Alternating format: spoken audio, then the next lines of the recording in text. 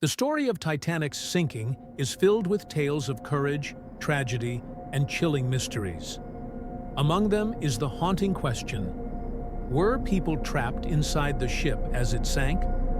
While Hollywood loves to show passengers locked below decks or stuck behind gates, the reality is more complex and, in some ways, even more terrifying. For many, the real trap was Titanic itself, a maze of narrow corridors, confusing layouts, and barriers created by panic, not malice. One of the most tragic groups that night was the ship's mail clerks. These men worked desperately to save the 3,364 sacks of mail on board.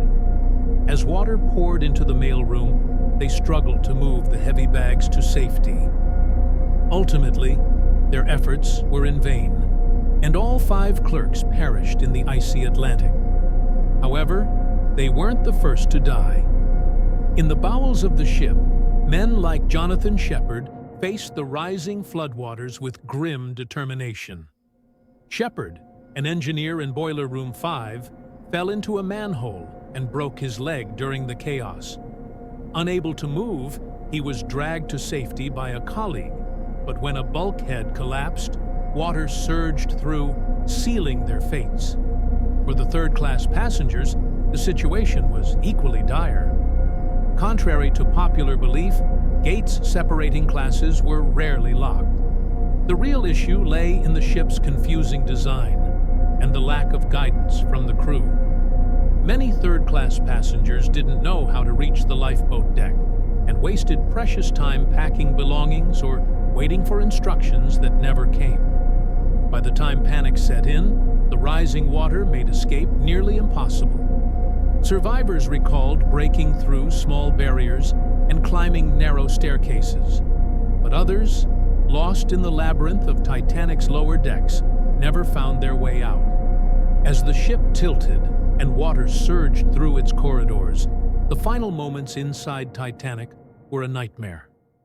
Thin wooden walls gave way under the immense pressure, trapping anyone caught in their collapse. Survivors on lifeboats reported hearing horrifying sounds, deafening booms as air pockets imploded, crushing anything in their path. When the ship's stern rose out of the water, those still inside faced a terrifying reality. The sudden breakup of the ship sent debris and bodies tumbling into the icy depths, leaving little chance for survival. Among the most heroic stories were those of Titanic's engineers. Chief Engineer Joseph Bell and his team worked tirelessly to keep the lights on, ensuring passengers could navigate the decks during the evacuation. When the ship's fate was sealed, they climbed to the deck, only to find the lifeboats gone. Every one of the 25 engineers and 6 electricians perished, their bravery ensuring others had precious minutes to escape.